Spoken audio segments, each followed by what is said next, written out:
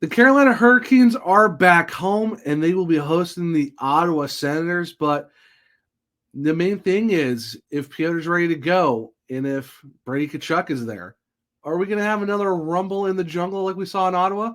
Only time will tell on a Friday edition of Locked On Hurricanes.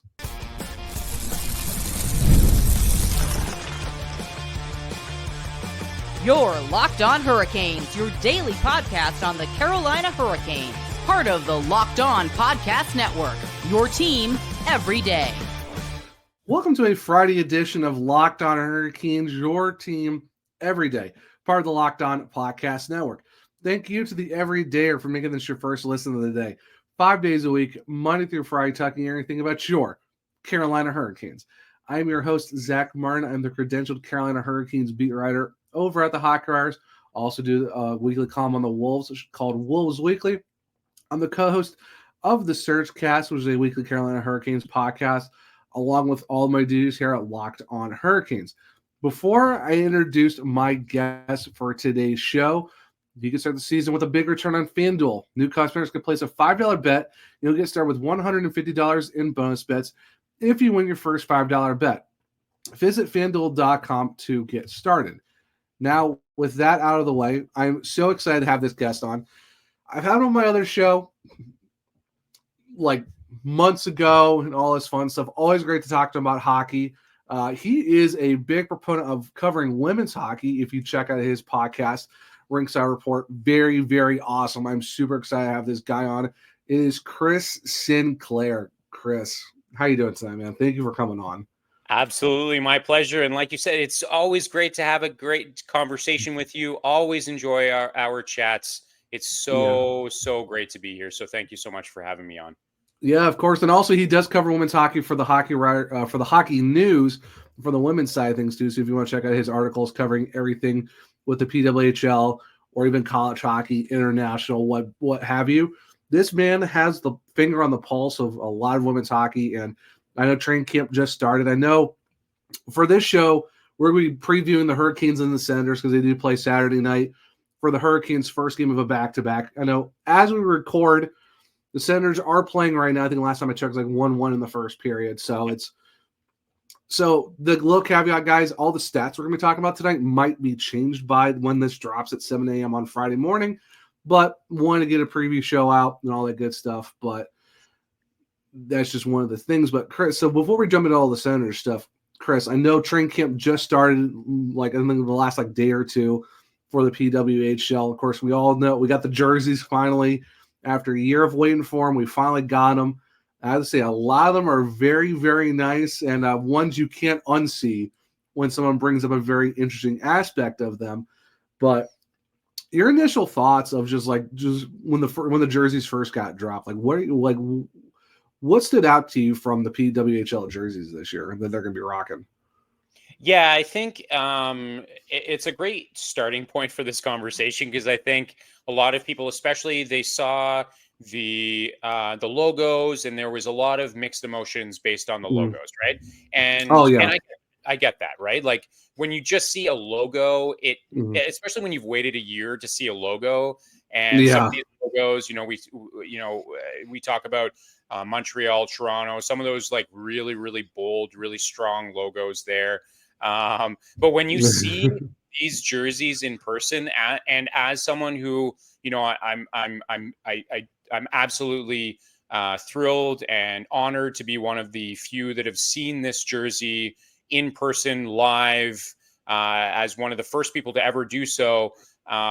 I can tell you that, at least from an Ottawa perspective, which is obviously the team that I cover most prominently with the Hockey News, and through my podcast, the Rickside Rundown, it is really solid. Like these jerseys look really great and they're made by Bauer. So that they're going to be high quality. So, and I think that's another thing that, especially as fans of the NHL, like we've seen that transition away from, now to Fanatics, and there's been some mixed emotions with that, which is fair. Bauer makes these jerseys. They are really, really solid. And the other thing too is like when you hear, I think the other thing too is that it's as a fan, you see it and like, oh, like I like it or I don't like it or I don't really, Right. I have mixed them, whatever. But when you hear the players, like when they have put that jersey on for the very first time, I think that's when you remember that, like, also, like, this is the first time a lot of these players have had a chance to wear a professional women's hockey jersey. And so, like, sure, there are tweaks that could be made, absolutely. And who knows what third jerseys could look like down the line if that's something that they explore. But I think overall, like, these jerseys, they're incredible. Again, like, they look. I got back from today. It was the first practice with the Ottawa Charge, and I can tell you, even just the Charge, just their practice jerseys, I was like, whoa, these look so good. So. Yeah, I think fans are going to be really happy to rock these jerseys in the stands this upcoming season. I can only imagine how many Emily Clark jerseys are going to be in the stands for a shirt when it comes. Yeah, and that's the other thing too, is that now this season we're actually going to be able to have name bars on there and all that sort of stuff. So yeah, I think we're gonna quickly see the fan favorites, and Emily Clark is absolutely going to be at the top of that list. Yeah, 100%. Of course, you're also talking about, like, Marie-Philip Poulin out of, Montreal, Taylor Heisey out of Minnesota, Hillary Knight out of Boston. Of course, she's got a few teammates that are going to have a run for her money, especially when it comes to the dynamic duo of Alexia Gia and Taylor Gerard. So I mean, I don't know. That's a scary 300 monster coming out of Boston too. But it's, if you haven't checked out any of the PWHL from last season, the first year, do so. I know I'm happy for how my team worked out for its first season. Yeah, of course. Good pick. Good pick. Hey, Ottawa is a good, they're my second because, as a big 67s fan myself, and I do have the Senators are my Canadian team. So gotta give some love to the, Ottawa in general, which I still need to get there at some point. But talk about the Sens, Chris, I know a lot of people are having some kind of mixed emotions on the team this season right now. As I said, they are playing. They're currently 8-7-0 before Thursday night game does end. This is the first of 3 meetings between both teams. We got 7:00 on Saturday. Then December 13th, Ottawa comes back once again to Carolina for 7 p.m. And then Carolina goes to Ottawa at the very end of the season, April 17th. So we have like 2 games really close to each other within like less than 30 days, and then you're talking 4 months in between to the next one as well. But you look at the Senators overall, Tim Stützle in the last 5 games now, including tonight, 6 points. Brady Tkachuk's got 2 goals. Stützle's got 4 assists. Goaltending, when you look at the record and you look at the goalies, it's like if you look at the records of Anton Forsberg and Linus Ullmark, but then you look at their individual like goals against average and save percentage, and like they do have like 3 shutouts combined.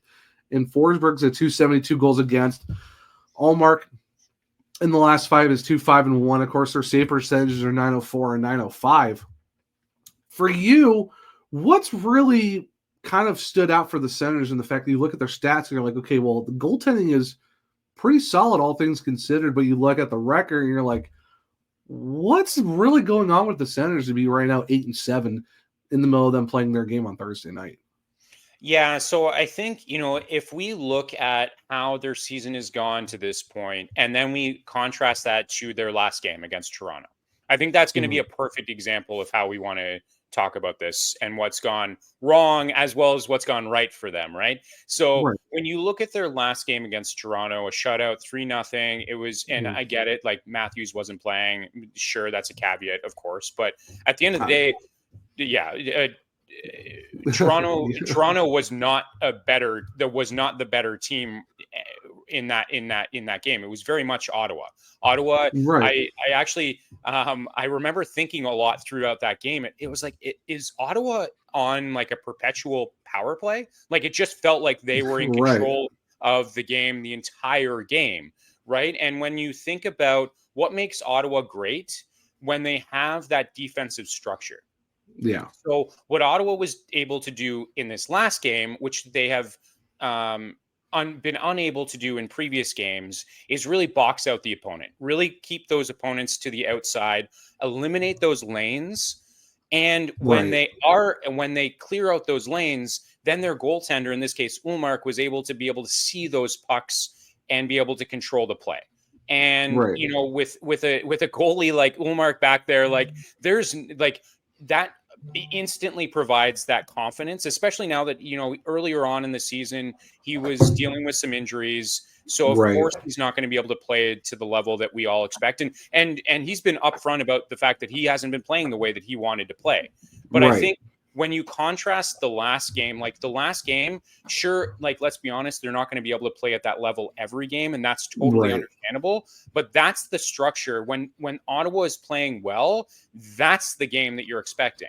When previous games to that, that's the contrast right there, right? When they're not keeping the opponents to the outside, when they're not eliminating those zones, when they're also not creating effective outlet passes, right? Like those outlet passes, and even truthfully, they got away with a few of the other night against Toronto. But when they're not creating those outlet passes, my goodness, the opponents will, whatever the opposing team is, will absolutely capitalize on that. But they weren't able to do that this last game. And I think that's why when you talk about the Ottawa Senators, when they are on their game, they play like they played against Toronto. When they miss that, when they forget what their soul is, what their identity is, especially now with Travis Green, then they go back to the reason that they're, only as of right now 8-7, right? They could be so much better. But I also think previous games too, I think about the Rangers game, Ottawa Rangers game, Shesterkin, they got Shesterkined. That's really what it came down to, right? Every team's got burned by that. I mean, exactly. So I think there are some caveats to their record where it's they were actually the better team. They just got Shesterkined or whomever, right? So I think that's something else to kind of take into consideration. Yeah, and that's the thing that happened to the Hurricanes against Utah. They got Velmalka, and you're out shooting the entire game, and it kind of shoots yourself in the foot, and it is an unfortunate thing. And when you look at the structured defense, because you look at the team overall, I mean, Thomas Chabot's got 9 points in 15 games. Same with Jake Sanderson. Sanderson's a -6, surprisingly enough, even though you got Nick Jensen at +11, Chabot's at a +4. But you look at the offense, I mean, if you really want to look at it, it's Tim Stützle, 20 points in 15 games, 7 of those being goals, is a +2. Brady Tkachuk is over a point per game at 18 points. He's even in 15 games with 8 goals with 27 penalty minutes. Not surprised. But then you got Batherson as 15 points in 15 games. And you have Drew and then Norris at 12 and 10. But then you look at everyone, then it's just a drop off after that. Do you feel like that Ottawa's definitely outside of the main 4 of the forward core, which I said is Stützle, Tkachuk, Batherson, Drew, maybe if you want to add Norris in there, do you feel like that they're very top heavy on those 5, and it's kind of the depth isn't just unfortunately not there for them right now? Would that be something that's kind of something they would wish would be there for them as of right now? So I think that's a great question. And I think, again, going back to the Toronto game is a perfect example of what this team can be, because this team is committed. When you watch them against the Toronto Maple Leafs, it was team defense, right? Yeah. So everyone committed to it, right? They would collapse down low, eliminate those second, third, fourth scoring chances. But when you don't commit to that, then that's, I think, what you're getting at. And that's what I think has been one of their biggest opportunities at this point, is they're banking on their goaltending being their saving grace or their savior. And it hasn't been there. Forsberg, sure, yes, he's definitely had more recently, definitely has had some outstanding games. And now as well as Ullmark. But at the end of the day, when you rely on that, that's the old Ottawa Senators coming through again, right? Yeah. So when, now we're starting, and this is one of the things that, I love that, there is definitely a top heavy kind of mindset with this team a lot of the time. But I also want to say that as much as there is that top heavy mindset. You think about the Bathersons, Kachucks, Right. Norris, all those big names. But when you watch them, the other game, again, bringing up Toronto, like watching a player like Batherson back check. Batherson was one of the highlights for me was watching him and the top, those top players that you think about just being the goal scorers were also playing effective defense. And I think that's where I don't want to jinx anything, obviously, but I do think that if they're able to take those lessons, and obviously they've watched video about those about their game against Toronto, when they take those lessons and they're like, we can be an effective player at both ends of the ice, then I think that's what's going to really switch things on. Up until this point, absolutely, I would agree with you that they've been really reliant on their top end talent, and when their top end talent isn't performing, well, that's another L, right? So I think that's where I think hopefully, and we'll see as we go into this weekend, that the top end talent is saying, hey, we don't always have to score. We can also play defense like they did against Toronto. Yeah, it always seems like Ottawa always comes up big when they play the Toronto Maple Leafs. It's like clockwork. It's like that free space on the bingo card. It's like, oh, it's Toronto. It's like Toronto against Ottawa. Yeah, that game's gonna be tough regardless. And you bringing up the fact, talk about like playing two-way hockey in the way they're structured supposed to be. That fits perfectly with what the Hurricanes do, and I think that's why they're one of the more effective teams when it comes to you get that two-way play, but you also get scoring across the board, which I know the Senators would love. So the good part about that is we get to talk about that in the next segment. So stick around, guys, as we will start previewing the Canes and the Senators here in a second on a Friday edition of Locked On Hurricanes. I love a great deal as much as the next guy, but I'm not going to crawl through a bed of hot coals just to save a few extra dollars. It has to be easy. No hoops, no BS. So when Mint Mobile said it was easy to get wireless for $15 a month with the purchase of a 3-month plan, I called them on it. Turns out it really is that easy to get wireless for $15 a month. The longest part of the process was the time I spent on hold waiting to break up with my old provider. And that's just how easy Mint Mobile is to use when it comes to using their website or easy purchases or even their activations. To get started, go to mintmobile.com/lockedonNHL. There you'll see the right now all 3-month plans that are only $15 a month, including the unlimited. Find out how easy it is to switch to Mint Mobile and get 3 months of premium wireless service for $15 a month. To get this new customer offer in your new 3-month premium wireless plan for just $15 a month, go to mintmobile.com/lockedonNHL. That's mintmobile.com/lockedonNHL. Cut your wireless bill to $15 a month at mintmobile.com/lockedonNHL. Now, it is $45 upfront payment required, equivalent to $15 per month.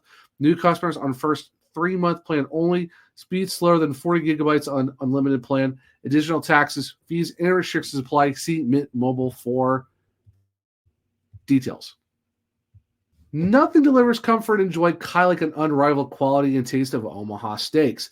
This year, skip the holiday hustle and bustle and save 50% off gourmet gifts site-wide at omahasteaks.com. Plus, get a $30 reward card when you shop early and score an extra $30 off with promo code NHL. With 5 generations of experience, they consistently deliver the world's best steak experience, and the gifting experts at Omaha Steaks have made it easy to deliver the perfect gift with thoughtfully curated gift packages starting at $89.99. From legendary steaks to mouth-watering desserts and more, save 50% off site-wide at omahasteaks.com. Plus, our listeners get an extra $30 off with promo code NHL and a $30 reward card when you shop early. That's 50% off at omahasteaks.com and an extra $30 off with promo code NHL. Minimum purchases may apply. Welcome back to the second segment of Locked On Hurricanes, your team every day. Now, Chris, like I said, we're talking about the Senators season so far. They are coming to Carolina for the first of 3 meetings, which everyone can check these games out on FanDuel Sports Network. South is a 7 p.m. puck drop. And look at the tails of the tape. I mean, you look at the teams overall, power play wise, the Senators are fourth in the league at 29.2%, while Carolina is 11th at 21.6%.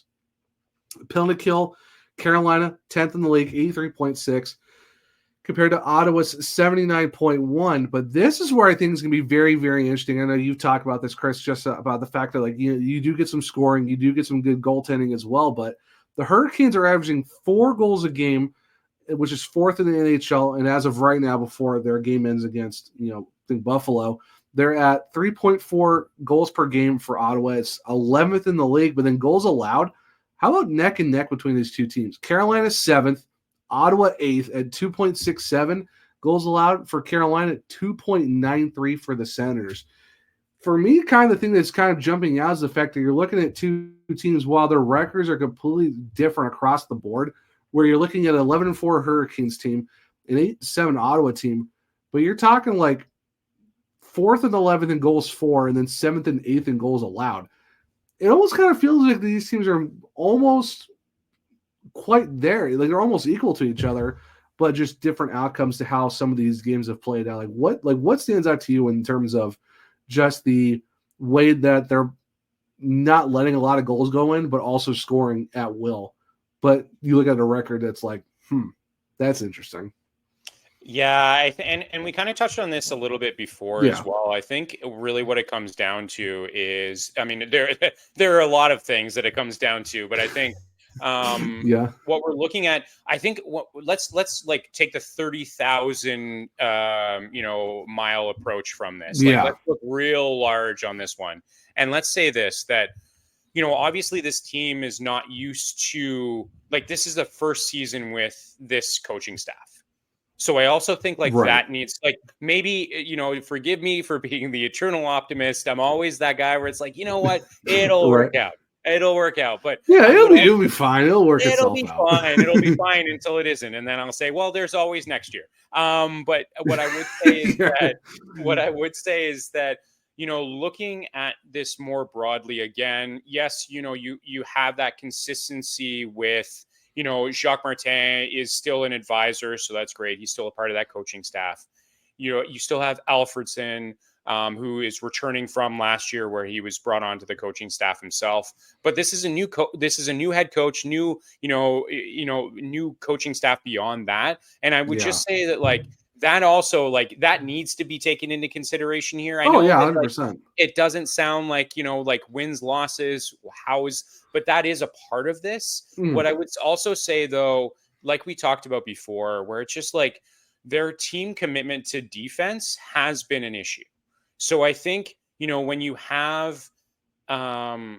you're unable to commit as a team to effectively defending your goal, when you're eliminating those second and third and fourth chances, when you're boxing out in front of the net, when you're also, someone like Forsberg, he's just coming back from he had 2 knee surgeries this past offseason, right? Like when you think about that, Forsberg isn't necessarily going to start the season at the level that Ottawa Senators fans are used to seeing him play at, which is, considering he was a waiver pickup, my goodness, he's definitely had some opportunities, but he has really saved us in a lot of games, and he's been really outstanding since we picked him up. I would say, him coming back from that, relying on him too heavily to make those saves, that's been a real hindrance for us. And I think, again, going back to this last game against Toronto, yes, I understand that there were some of those players, those high-end players that weren't playing in that game, but that's what we're looking at. If you were to say,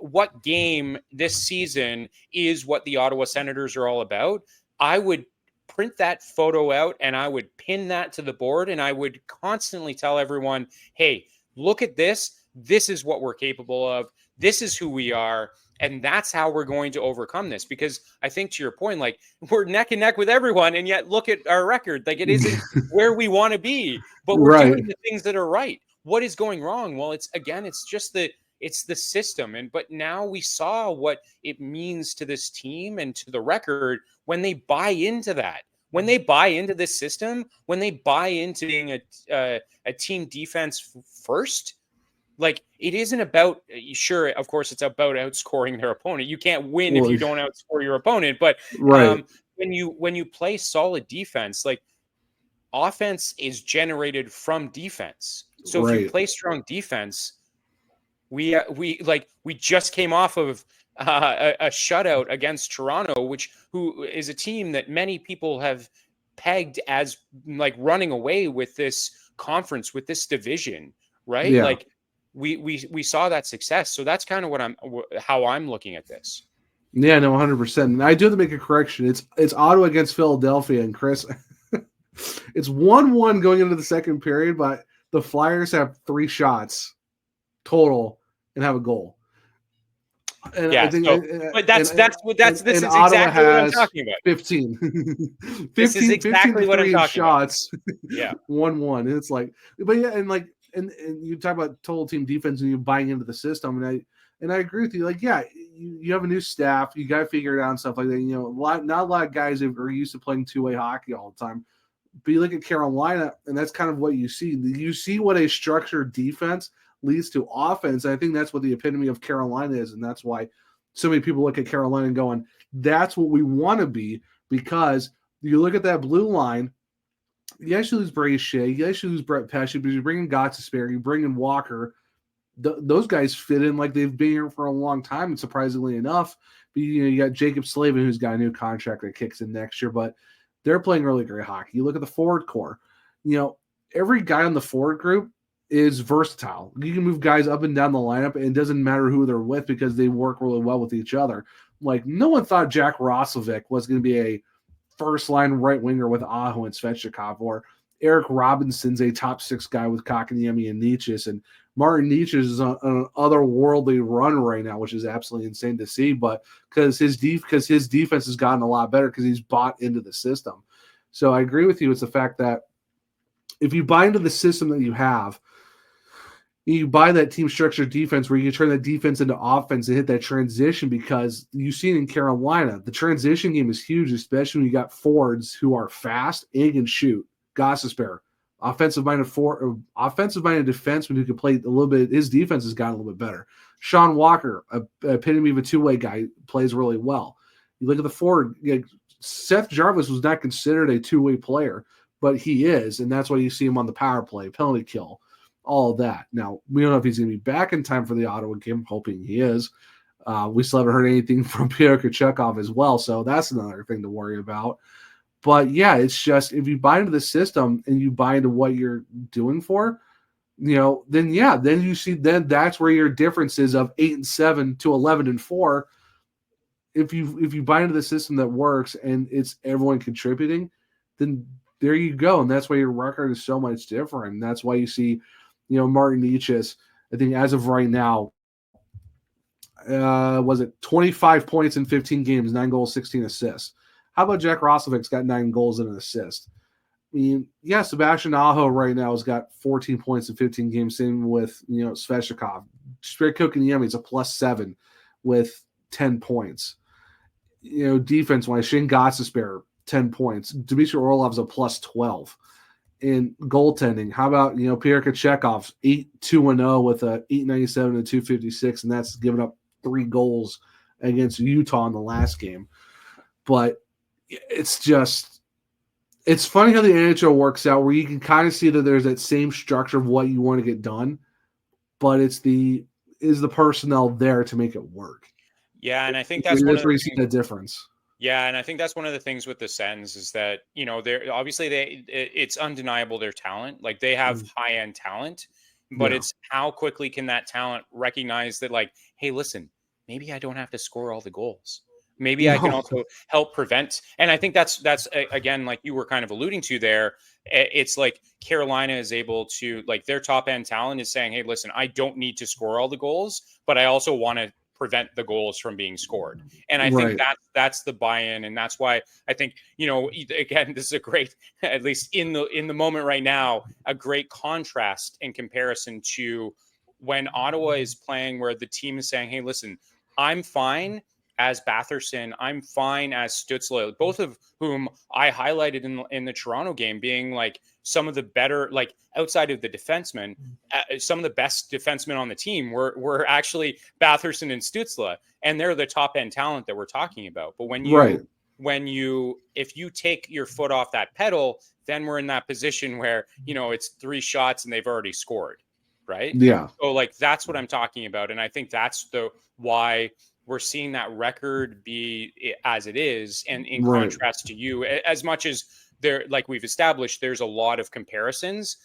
That's one of the biggest differences is that there's a team commitment to defense. And then there's a team sometimes commitment to defense, Right. And that's the crazy thing too, is because your guys' power play is top 5, but penalty kills 19th, where we're 11th and 10th just because the fact was just how it works out. But especially on the road for Ottawa. Ottawa has struggled on the road with the power play as well. Yeah. So right for sure. Because I'm looking at the last 10 games. I mean, Hurricanes are 8-2-0. Of course, they lost 2 out of the 3 on that road trip against Colorado and Utah. That was just, you get Velmalka, you get 50 shots, you get 1 goal.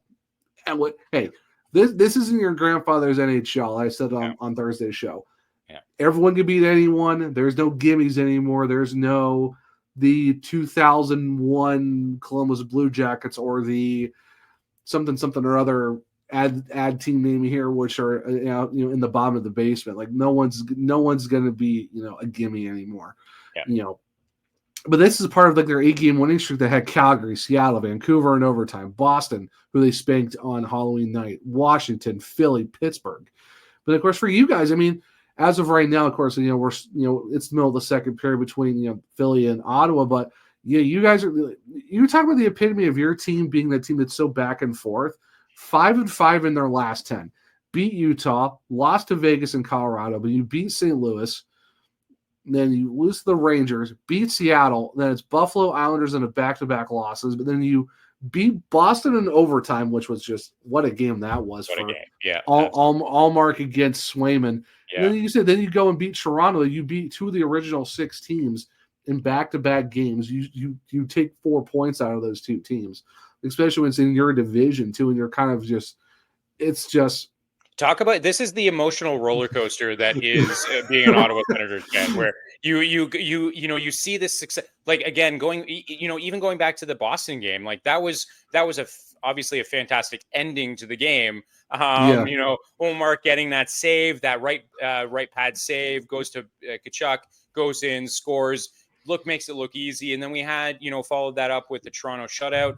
We're riding high, and then we're like, what is happening? How, like, again, this is the journey that is being an Ottawa Senators fan. And I think it's almost like it builds character. I like to say this is being an Ottawa Senators fan builds character. I mean, hey, the Canes went through the dark ages for over a decade when Ottawa's really good. So trust me, been there, done that. It's builds a lot of character, builds a lot of PTSD and some trauma where you're like, we're always preparing for the worst, and then celebrating the successes that hopefully I mean, hey, plus you got a new arena coming soon in downtown, which is going to be very nice. Another reason to come to Ottawa. So I'm definitely circling Ottawa somewhere in the near future when the new arena opens up, because that's going to be electric. But that's just fine. Like you talk, it's that Jekyll and Hyde of the Ottawa Senators this season. It's just hey, we go and beat the original 6 teams pretty handily, and then you're like, how is it 1-1 and we're out shooting these guys by like 15 shots and the other team's in single digits? And you're like, what? That's part of the reason why I think, I don't want to necessarily throw some hot takes out there, but I'll do it. But like, there's also a part of me that wonders, how long does Steve Staios sit on this and say, why don't we, obviously we'll see how it's way too early to be saying these things. Yeah. So some people say like November 1st, if you're out of the playoffs by 4 points, you're done. Or American, if you're out by American Thanksgiving. All that, I'm like, that's still too early, man. You got to give me like January 1st, or like maybe like the All-Star or the 4 Nations break. At least we kind of know we're on there. Maybe I see New Year's. American Thanksgiving, that's still a little too early. That's like what, a month and a couple weeks? Like you're gonna tell me that how the season is gonna end by that? Like that's too soon. But absolutely, and I agree with that, and that's one of those things where it's like, but I do think that as depending if we continue to see, as you've shared, that Jekyll and Hyde kind of sort of back and forth, Do we see Steo say, you know what, like, let's break out some of these top end talent to be able to balance the lineup a little bit more, to be able, like, I think about the Chychrun and Jensen trade. Like, we saw, like, Jensen came in and sure, he's been quiet, but he's also quietly a plus 11 on the season.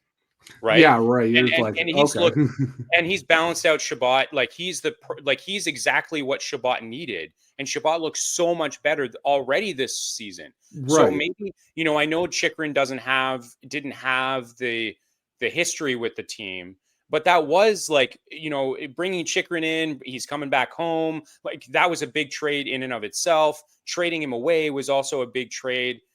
I also wonder, like, when we get to that point, like, are we at a spot where it's like, hey, listen, like, if we don't see this success that we saw, if we don't have a team that buys in like they did in, even in the Boston game, but certainly in the Toronto game, if we don't see that consistency, do we see like a bit of a bigger trade? Do we see them saying, you know what, let's shake things up. Let's make sure that people like aren't so comfortable saying like, hey, listen, I'm here. I signed a long-term deal. I don't, like, not to say that's the mentality, but at the same time, I wouldn't, it would be heartbreaking for the fans, but at the same time, watching these games sometimes can be heartbreaking for the fans. And I'm one of them. So, that's something that I think about often is, what would be, if we have to, what would be that next step so that we can get into the same sort of conversation. Like you said, like Hurricanes, the Sens, similar stats, but very different record. How do we mend that? Well, that might be one option. Yeah, no, for sure. Yeah, it's just, you got to figure out the bottom six. You got to figure out, how you're going to get your, like I said, special teams. The special teams is there for power plays, goals for, goals against. It's all right there. It's just one of those things where it's like, what can you really do? And I don't know, it's going to be very interesting. And I know for the Hurricanes, like right now, we have no idea if Seth Jarvis is playing. He's out with a shoulder. He re-aggravated his shoulder that he hurt last year. Pierre Kochetkov got hurt against Utah. No word yet as of right now of this recording or when it drops it tomorrow at 7 a.m. Friday. No idea if he's going to be in or not. So you could be Spencer Martin in that for all we know. Like, there's no really clear idea, and it's going to be a very interesting game on Saturday when you're waiting. Okay, you got all day Friday, you got all day Saturday until the game when you're still waiting for like are you going to have two of your big guys in the game, or how's this going to look? So it'll definitely be very interesting for the Carolina Hurricanes, for sure, and especially for you guys for the Senators as well. But guys, stick around real quick because we are going to be touching on the keys to the game for both teams and players to watch. So stick around as we'll do that here in a second on a Friday edition of Locked On Hurricanes. Get ready to tackle the NFL action with FanDuel, America's #1 sportsbook, because right now new customers can bet $5 and get $150 in bonus bets if you win. The FanDuel Sportsbook app gives you everything you need to place live bets on the NFL all in one place. So when you get a hunch in the middle of the game, you can check out the latest stats, view live play-by-play, and so much more on the same page where you can place your bets. Just visit FanDuel.com to join today.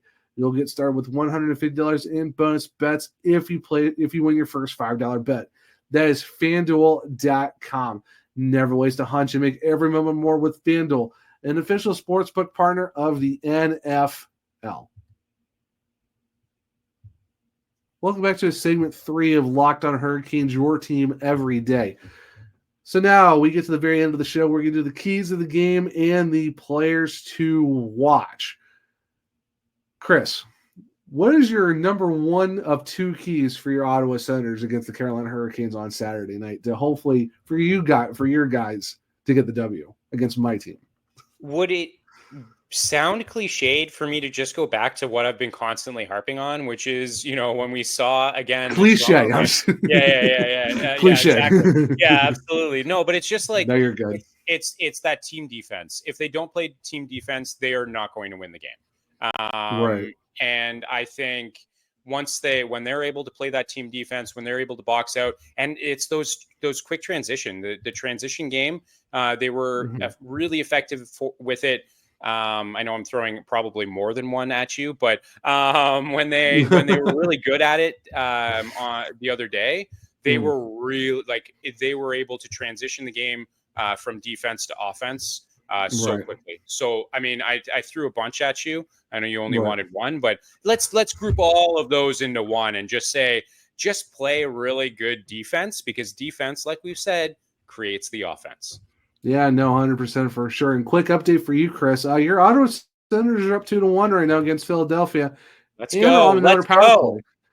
They're on their fourth power play already, 1 for 4, 24-4 in shots, 67-32 in faceoff percentage. What is this game? What is this game? You just got a power play goal from Batherson, and now you're on another power play. What is this? Yeah, baffling is what the first word that comes to mind. If you don't beat Philadelphia, I have some questions, but yeah. But no, yeah, I mean, like you said, yeah, you keep harping on that. Sometimes I harp on the same things every show. Limit your penalty kill. Limit this. Don't get cute. Do this. Yeah, for me, I love that. Don't get cute. Don't get cute. Just do. Don't get cute. We don't need cute. Just do what works. It's worked before. Don't stray away from what's worked, and you're going to be fine. Yeah. And for me, it's remember what you did against Vegas, because you go into Vegas, you win 5-2. I mean, the last goal was a garbage time power play goal. Technically, it was 5-1, but whatever. You go back to what you did against Vegas. Forget what happened in Utah. I mean, what can you really do when you get, goalied 49 to 50 shots get saved? You're throwing everything plus the kitchen sink, the car, the driveway, the moon at this goalie, and someone he'll still save it. Just throw that one away. Go back to what you did against Vegas. Do what you need to do to, you got the power play goal. Martin Nietzsche's is on an 11-game point streak. Just find a way to keep playing your game, and just, remember what you did against the 8-game winning streak as well. Don't change anything. You know what works. The lines work fine. Seth Jarvis is still currently out, but you beat Vegas without him. Just don't get cute. Play your structured. Play what's worked for you. You do that, gonna be fine. Just don't fall into the trap of, doing the too much extra. Don't hit the extra gene. We don't need that. Don't get extra on us. So don't get cute. Stay in your structured game and just don't get extra with it. I love that. It's all within one. Well. Yeah, absolutely. I'll take that. Yeah. Yeah, it's wrap it all into one. Just do that. Yeah, I couldn't agree more. So the good news is we both have essentially the same approach to how each of our teams is going to win on Saturday. Yeah, just don't get cute and play your game, and you'll be fine. Yeah. Don't stray away from what's worked, man. It's worked every time. Don't do it. Print that on the wall, and we'll just tap it as we get out of the locker room. Right? Yeah, it's like that bus driver from The Simpsons. He's just tap. Don't make me tap the sign. And he just taps the sign. Exactly. It's like, just don't do this. Exactly. So we kind of gave let's do 2. We kind of did 3 and 1. So we'll just count all those together. Yeah. Now, I'm going to take a step back on that. The key to a game for me is this is where Sebastian Aho really needs to. I said it in Thursday's episode. I said it on social media today. Some people have some different thoughts on it, and it's, he's, we used to have him having slower starts to the season. There's some guys that aren't there anymore. I get that. I understand. But here's my thing, and Chris, I think you might know where I'm going with this.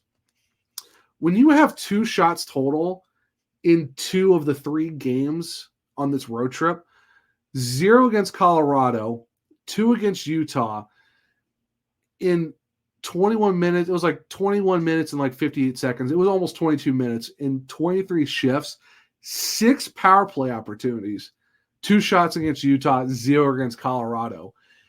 If you're the guy that's going to get paid the most money on this team and you want to be considered a superstar in the league, which a lot of people think you are, especially if you're Hurricanes fans or people who actually appreciate what you do, I understand you have slow starts.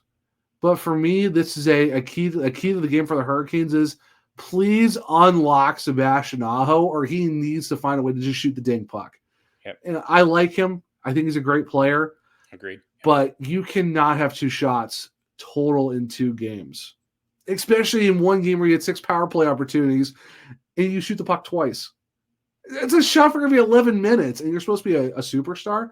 Yes, he got an assist. Yes, he's still like a point under a point per game, but it's like I want to see that I am taking this game over. It's going to be on my back.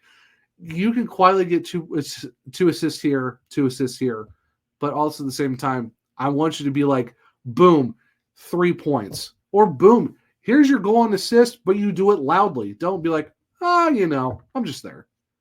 I don't know. Oh, what do you think, Chris? Like, am I off on this or? No, as you had mentioned, I knew exactly where you were going with that because I agree with you totally, right? Like when you're the top end talent, we've talked about it a little bit, especially with the Senators, with the top end talent, the difference that they can make, obviously offensively, that's without saying, but the impact that they can also make defensively.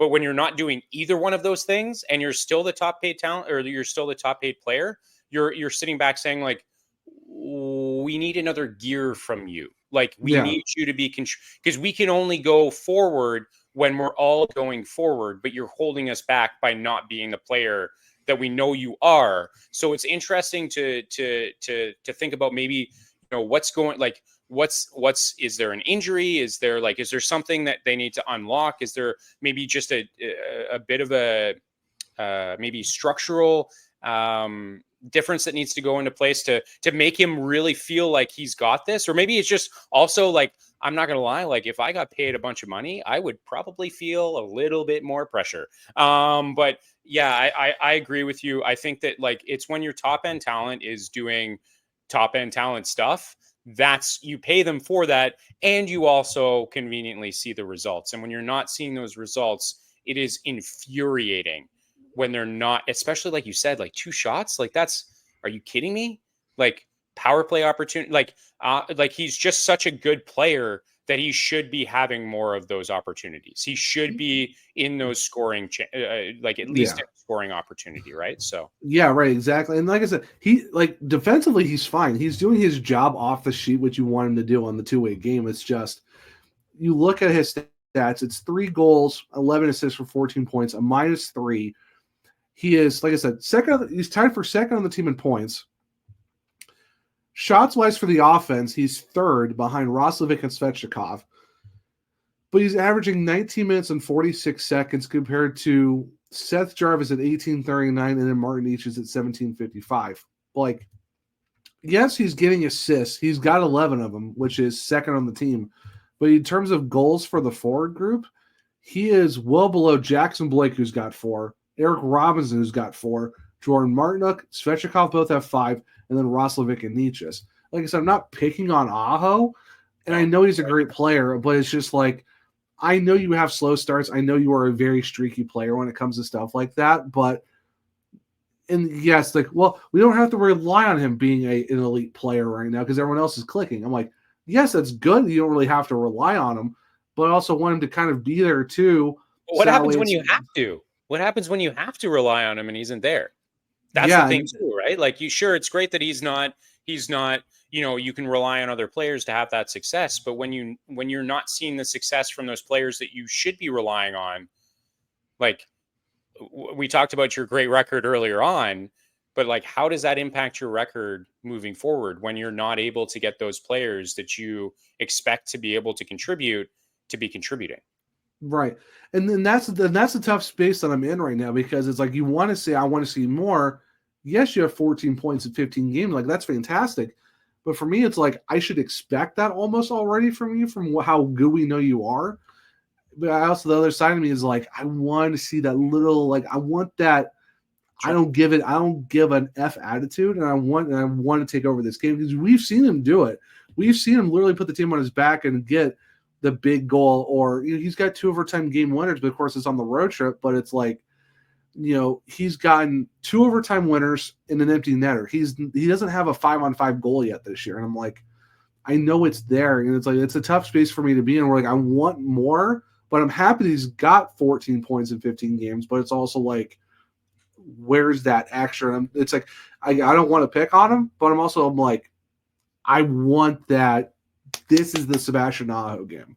Yeah. It's a tough space to be in, because you want to complain, but you're also like, I can't really complain though, He's almost a point per game player. But he's a point per game player because of the assists, not because of the goals, and you're paying him for the goals, not necessarily. Obviously, points, sure, like points and wins are obviously important, but you're like when you think about a player like Aho, like you're paying him to score goals, you're not paying him to be an assist, right? So like when we talk about the points per game, it's great, sure, absolutely, point per game, like that's what you pay these players to be. But when those players are top tier players and they're assisting, and I'd also be interested to find out how many of those are primary versus secondary assists as well, because I think that goes into it as well. But yeah, I hear you on that. And listen, as an Ottawa Senators fan, I feel you.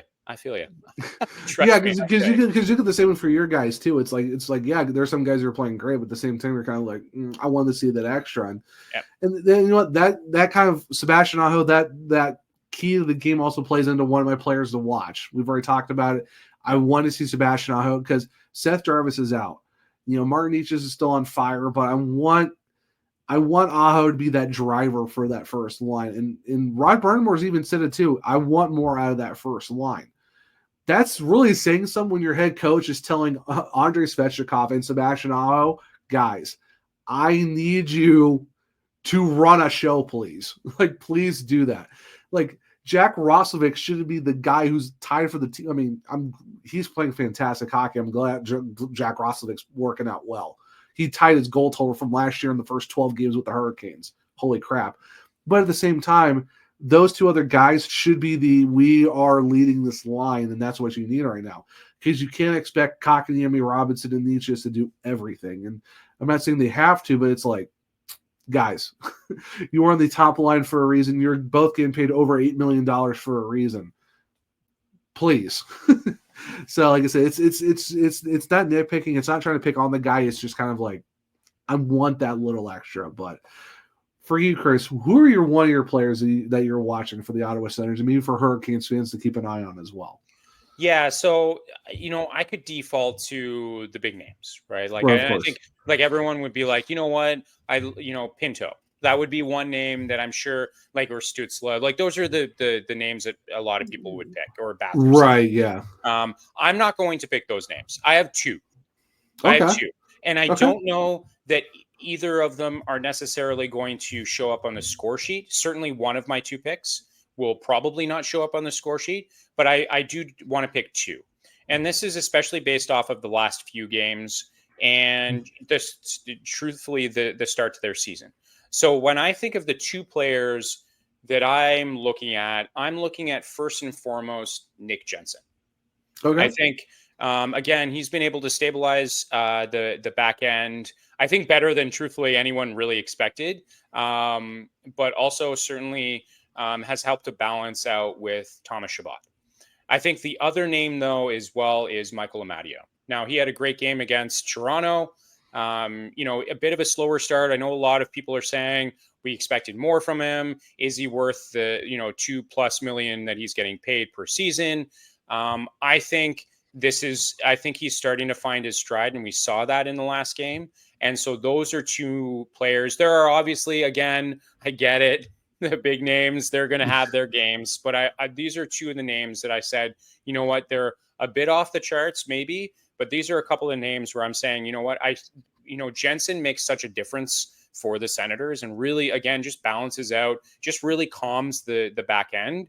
Whereas Amadio, having someone like that in the bottom six, also able to move up if necessary, is just such a crucial thing, especially when we're looking at a long season and, hopefully a playoff series, at least one. You'll want that kind of player to move up and down. And I think he's finding his stride. So those are two names that come to mind.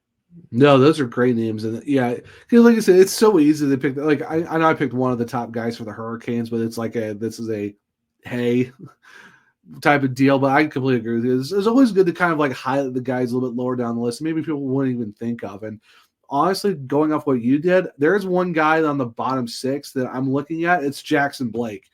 Now, rookie season, he's got 4 goals, 2 assists for 6 points. He's a +3. But here's the thing, that he hasn't scored in 4 games against Pittsburgh, Colorado, Vegas, and Utah. But here's the thing that's really stood out to me. This last game against Utah, he actually averaged 17 minutes and 57 seconds of time on ice, where before that, 12:55, 11:56, 13, and 10:52. A significant jump of 5 minutes between Vegas and Utah.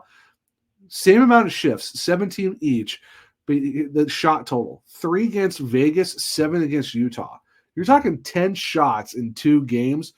Same number of shifts, but you need a 5-minute bump.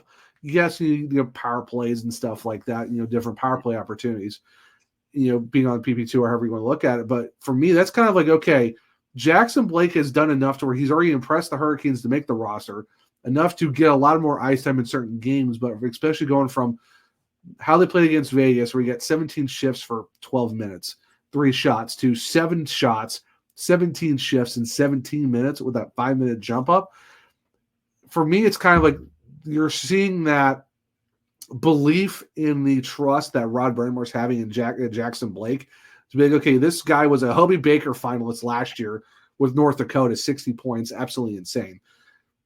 To where he's setting himself up to, he's already had 4 goals. He's already setting himself up to get more ice time. So for me, it's like this could be a Jackson Blake game where he can come out and get maybe 1 goal or maybe a multi-point game against Ottawa, and just being someone that's kind of like, okay, we're looking for someone to, Seth Jarvis is out. Who's going to be that extra guy that we need to step up for this game? And then for me, that could be Jackson Blake. I mean, 10 shots in 2 games, and you're talking a 5-minute jump as well. Same number of shifts. That really speaks to, like I said, the confidence and we're going to trust you, kid. You're doing your thing. And that speaks volumes where you look at, 10 in 2 games compared to, a bunch of other guys who may have like 6 or 4 total in that same amount of games. So for me, I would not be surprised if we see a little something extra from Jackson Blake in this one. Love that. Yeah. And it's great to be able to take a moment to highlight those, it's not just about the top talent. It's about what's below that as well. And I think Blake is a great. I think that was a solid pick. So I'm definitely I'm definitely on board with that one. So great job. Yeah, no things. Yeah, and that's the one good thing about teams where it's like when you have 4 lines that you can roll out. It's like like you look. I mean, that's the line with Jack Drury and William Carey. Like, okay, like who saw that as a 4th line coming into the season? Then it's just you got the Jordans with Stahl and Martinook. Then you had Seth Jarvis there. Now you have. Now Carey's back with them. Now you have Tyson Jost on the 4th line with Drury and Blake. You're like, okay, and he gets a goal in his his Hurricanes debut. He gets a goal. So I mean, it's just that's the one crazy thing about the Hurricanes is they'll find someone, plug them in, okay, they'll score, and it's like, wait, what? But no, it's definitely gonna be an interesting game, though. It's always electric between these 2 teams, especially last year, that little, that penalty shot opportunity between Tkachuk and Kochekov. But as of right now, Kochekov, we still have no word yet if he's going to be in. So he may be in. We might have Spencer Martin, who really knows. So it'll definitely be interesting for sure. And, be interesting for you guys to see, if you're going up against Spencer Martin or Kochekov. And, now it's the battle of, all right, which structured defense is going to beat the other structured defense, and who's going to the two similar teams but with different records. But hey, like I said, NHL, man, anyone can beat anyone. That's the crazy part, and that's why I love the parity of the NHL. It's never the same 2 teams every year, and it's always someone who's going to surprise you. That's for sure. But Chris, thank you so much for coming on, man. I know a lot longer than we thought, but a lot of great conversation. I mean, it's always good to talk hockey, and especially it's one of those things where it's just, hey, you're talking hockey, why not run for almost an hour talking about it? But before we let you go, though, where can people find you on your podcast that does an amazing job covering women's hockey? I know I've been enjoying it every step of the way since you started that thing out. It is fantastic. Just to see the guests you've gotten, and also where can people check out your amazing work at the Hockey News covering women's hockey as well? Yeah. So first of all, thanks so much for having me. I love an opportunity. The Ottawa Senators will always be near and dear to my heart. I bleed Ottawa Senators colors for sure. So to be able to have a great conversation, even though, like you said, went a little bit longer than I think we both expected it to, but that just means it was a great conversation. Lots to talk about. So that's totally fine. So I do contribute to the women's section of the Hockey News. So you can find all of my stuff through the Hockey News. And the easiest way to find me personally would be either on Twitter at Chris Sinclair with 3 R's, because I like to make things a little bit more exciting. That's across. Yeah, exactly. That's across social media. So at Chris Sinclair across social media. I also host, and I am very fortunate enough to host the podcast Rickside Rundown. This week's episode features the one and only Ian Kennedy. An unbelievable opportunity to be able to sit down with him. I've had so many incredible guests, whether it's junior hockey players. Sometimes they're, in the past, I've had the opportunity to speak with Ottawa Lady Senators, as well as a lot of the Etobicoke Dolphins. If you're watching, you can see their jersey in the background here, Etobicoke Dolphins, and all the way up to collegiate, as well as PWHL players. And also some retired players. There's an exciting episode coming out soon. I don't want to, oh, come on. but there's an exciting episode coming out by the end of the month. And I've had the opportunity to speak with a lot of the big names in the media as well, including Cheryl Pounder and including Kenzie Lalonde, who just, this past, a couple of days ago, became the first female broadcaster in Canadian history to call an NHL game. So I had the opportunity to sit down with her. But yeah, Rickside Rundown, wherever you find your podcasts, as well as on YouTube. Yes, go check it out. I mean, international hockey players. I mean, we talked about Taylor Girard a little bit too. Yep. I know there's a wish list of a lot of other players you want to add on. I don't know that guest list, but hey, man, love everything you're doing. Definitely keep up the great work. And yeah, guys, follow Chris, follow the podcast. You will not be disappointed by the stuff that he's been putting out there. So definitely check him out. Now, for me, you can check me out on One True Zach on X. The podcast is LO_Hurricanes. But thank you for making Locked On Hurricanes your first listen of the day. But for your second listen, make sure to check out Locked On Fantasy Hockey. Become a fantasy hockey expert and get the edge over your league mates with daily tips from Steal and Flip. Find Locked On Fantasy Hockey on YouTube, wherever you listen to podcasts. Now, if you want to keep up with me, One True Zach on X. Podcast is _Hurricanes. If you want to check out my writing, I'm at the Hockey Writers. Go check that out, and you can find my author page and all the articles I'm doing over there.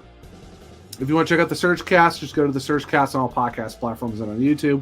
For this show, Locked On Hurricanes, leave a 5-star rating and review on your podcast platform. I might read on the show. On YouTube, subscribe. Hit the bell notification. Hit the thumbs up button. Let me know you like the show as well. Give me your keys to the game for your Carolina Hurricanes and the players to watch as well. Share the show with all their Caniacs so they become everydayers just like you. But guys, I hope you enjoyed this Friday preview episode of Locked On Hurricanes. Hope everyone enjoys their Friday. Hope everyone enjoys their weekend as we have a back-to-back against Ottawa on Saturday night at 7. And the St. Louis Blues at 5 o'clock on Sunday. Once again, big thank you to Chris for joining me as always. Always great catching up with him. And guys, as always, and until next time, let's go Canes.